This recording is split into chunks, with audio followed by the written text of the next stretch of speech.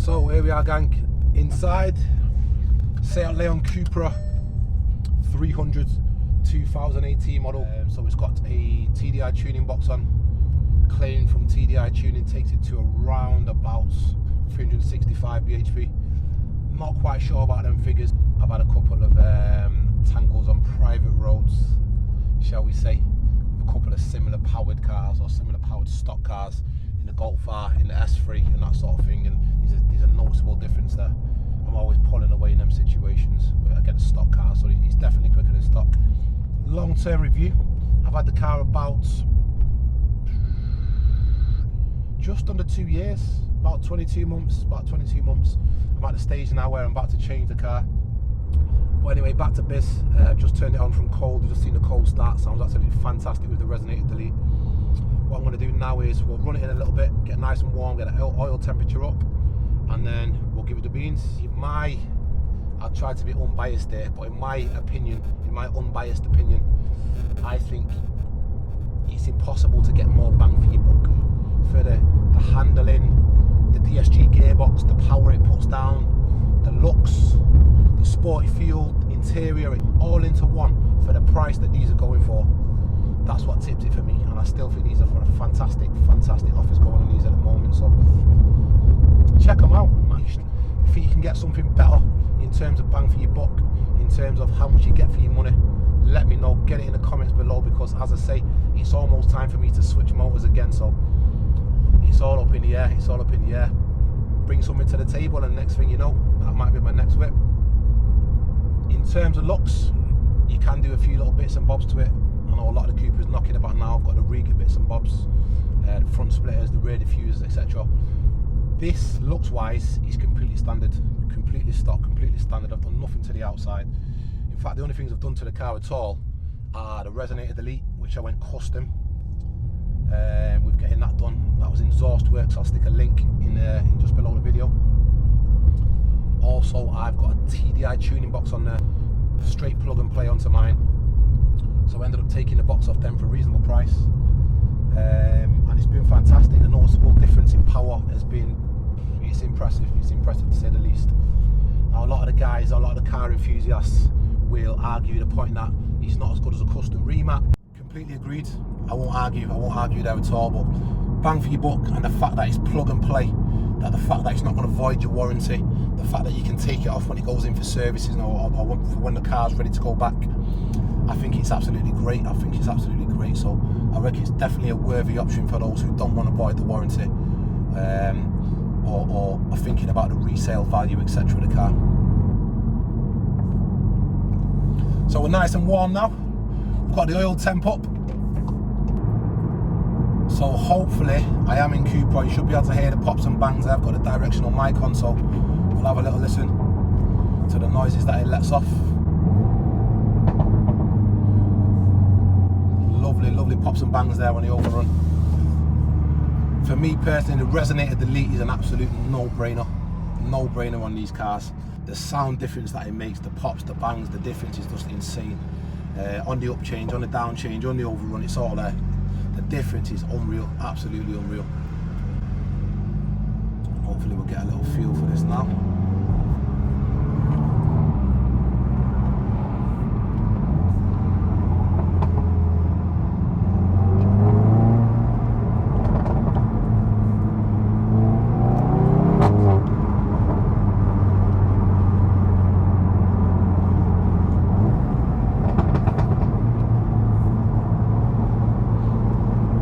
Beautiful thing about it is, take out a sport, knock back into comfort. There you go, nice and chilled, and I need that side of it as well.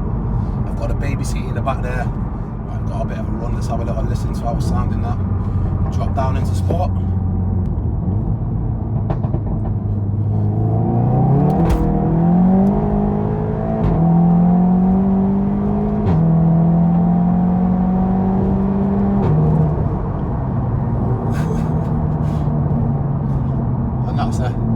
Quick 40 mile an hour here. Honestly, as I said before, I've had the car a little under 2 years, about 22 months, and it still to this day puts a smile on my face, just for the little cheap plugins and reversible bits that I've done. As I say, all I've done is got the TDI tuning box on there to up the power.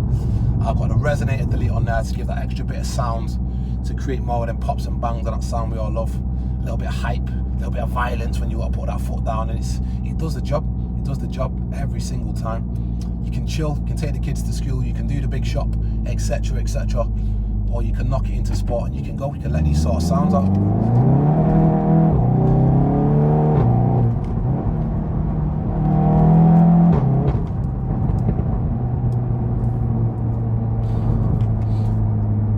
To this day, mark my words, it's absolutely top draw.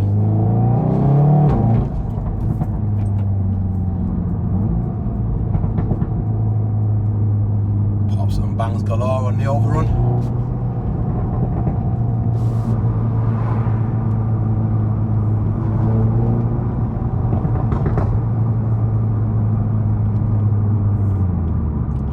Back into comfort and the sound disappears. That simple. That simple. It really does do both. So we've got a nice lovely dry day today, so it's perfect for it. The way the car handles, the way it performs, the way it puts the power down on a day like this is absolutely fantastic. Honestly, cannot fault it. However, and this is a big however, when it is raining, when it's super wet, when it's cold conditions, when it's dark and dull, which a lot of the time it is in sunny Manchester, if you're not recognised already by the accent, I am from Manchester.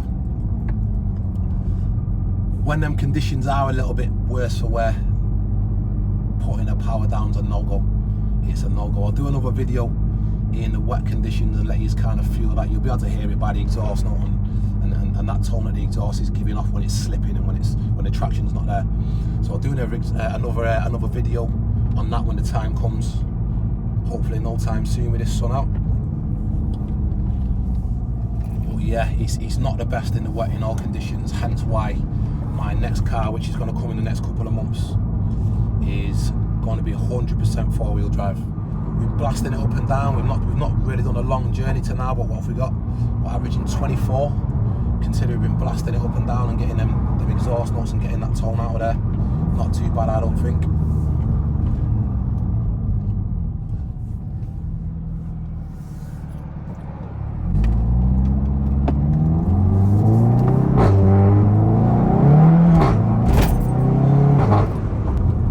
It really is a great all-rounder.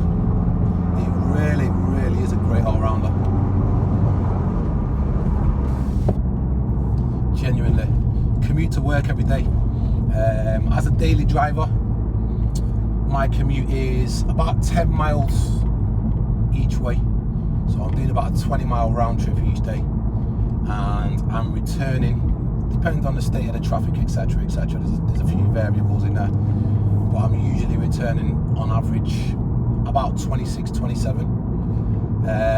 However, for the power of the car, 2-litre turbo with a few little bits and bobs onto it, and how heavy my right foot is, yeah, that's not bad at all. That's not bad at all. If I'm doing a bit of a run, bit of a longer journey, getting about on the weekends with my daughter in the car, etc., then I can return anywhere from 30 to sort of 32, 33, just tottering around on a Saturday or a Sunday. But if you're back road blasting, like we are a little bit at the moment, then you can expect that to be low 20s, definitely. If you are stuck behind a car like this one here, to be fair, here we go.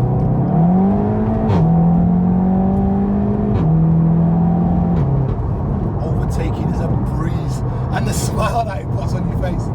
Woo! The smile that it puts on your face, honestly. This is 22 months in. This is not a new car to me. This is 22 months in. The over rev, the pops and the bangs. Just listen to it. Honestly, guys, bang for your buck. Nothing like it. Mark my words. If there is better bang for your buck, yeah, let me know. Holler at me.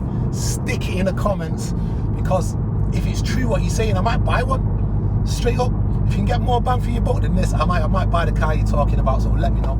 Cheap maintenance, a few little bits and bobs you can do to it to have mid 300 bhp. That nice exhaust tone out of it before the PPFs have gone on. At least I'm dreading that with the next one, the PPFs, but we'll get into that in a different video. more bang for your buck, hit me in the comments, because I'm gonna buy the car you're talking about, or at least try it out. It's definitely an option for me, trust me.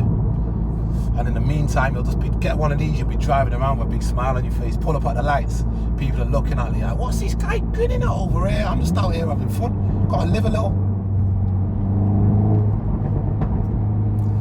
Overrun, overrun, overrun, doesn't stop. And then we knock it into comfort. Quiet as a church mouse. Absolutely quiet as a church mouse, not a peep out of it. It does both. Never mind both, it does it all. Does it all. Mark my words, it does it all. Does have launch control as well. Another string to the bow. They do have launch control, these. Nice and simple. What we'll do is do a quick launch. Got a nice bit of open road here. So we've knocked it back into sport. Traction controls in sport. Modes in Cupra. Left foot brake.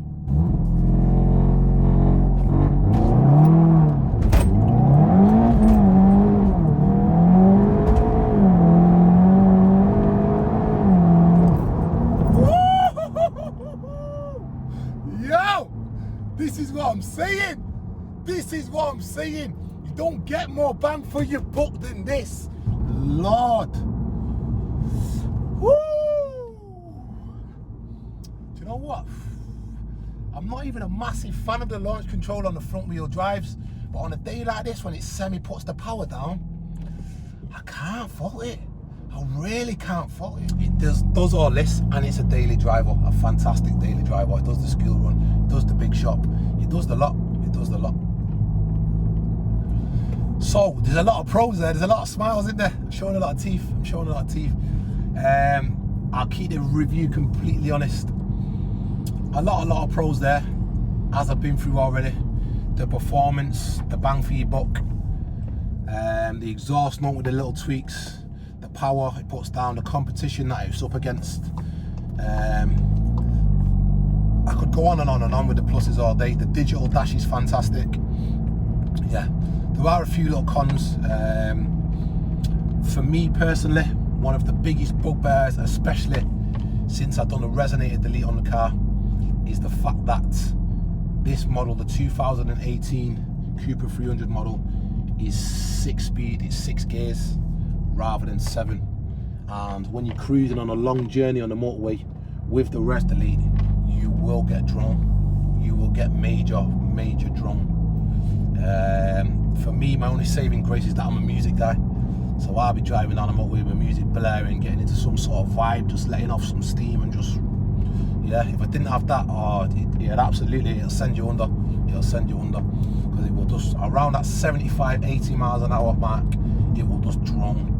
Now, with the newer models, or the similar cars with that 7th gear, again, like your Golf R's, etc., when you slip that into 7th, the revs will obviously drop and you won't get that same level of drone. So same with the new Cupra. The new Cupras now have got a 7-speed, so the drone's not the same. But on this one personally, that is the biggest bugbear for me. Other cons, front wheel drive and trying to put this sort of power down, which has got to be expected really, but trying to put this sort of power down in anything other than perfect conditions is an absolute nightmare.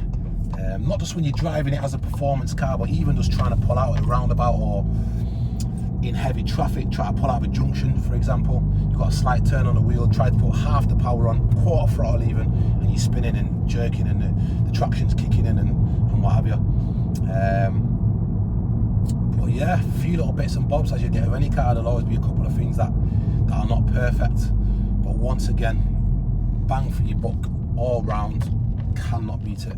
Absolutely cannot beat it. And for the millionth time I've probably said in this video, if you think I can get more bang for my buck than I've had in this for the past 2 years, let me know. Get it in the comments.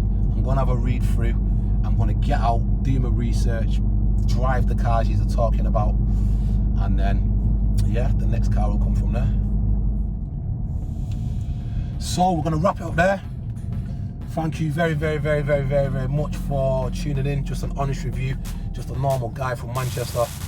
I'm just starting out on this vlogging hype. I do work full time. This is not my job by any means. This is a little bit on the side that I'm doing. I like to have a bit of fun. I like to get my opinions out there, have a bit of banter with it, and see what you guys think. So any feedback, much appreciated. So I'm still smiling. This is how I rock up all the time. Honestly, I get to the end of my journey and I'm just smiling, and that's what your car should do for you. That's what your car should do for you, give it a little bit of excitement. But no, listen, thank you very much for tuning in. As I say, we'll wrap it there. There'll be plenty more videos on the go, plenty more videos that I'll be putting up. Nice one for joining us, and I'll see you soon. Thank you.